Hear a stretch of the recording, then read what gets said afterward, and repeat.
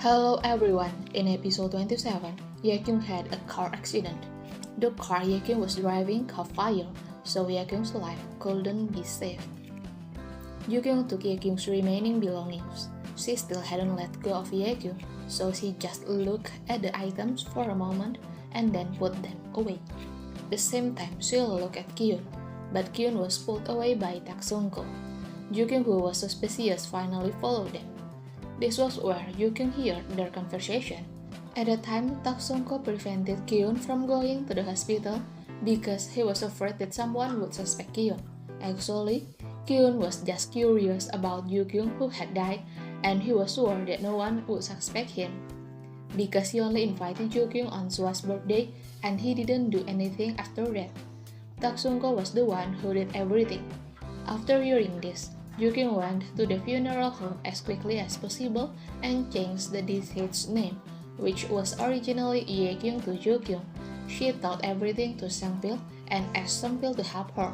It was the time for Sangpil to make amends to Jukyung. They made the story as if Jukyung had a car accident after taking Jukyung to the airport and when she was going to meet Sua. She also made excuses for Jukyung not being able to come when Jukyung died. The reason was that Jukyung didn't want to make Jukyung worry. That's why Jukyung didn't come, even though Jukyung was already dead. Kyun had seen Jukyung's body, which he thought was Jukyung. He was satisfied and he decided to be the chief mourner so that his image would be seen in a good light. Meanwhile, Wohyuk was very shocked to hear the fact that Jukyung died, even though she was in a good mood because that night he was supposed to propose Jukyung.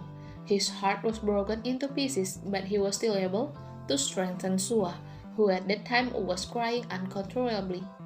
Wohyuk seemed to have a feeling that Kyun was happy after Jukyung died. He followed Kyun to the men's toilet and he poured dirty water on Kyun, who was laughing. Then Wohyuk, who was very heartbroken, almost gave up being an actor. He felt he couldn't be successful without Jukyung by his side. Meanwhile, Jukyung was filled with revenge. She let herself die according to Kyun's wishes, and she would take revenge on Kyun. She started learning Japanese because she was going to change her identity to become a daughter of a conglomerate living in Japan. She also had surgery to remove a birthmark on her forehead. She also forced herself not to be left-handed again.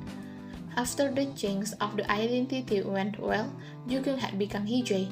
She had become a different person. She remembered all the bullying done by Kyun, Hyerim, Jacqueline, and also Hee-chan. She kept them all and made sure they were all destroyed in her hands.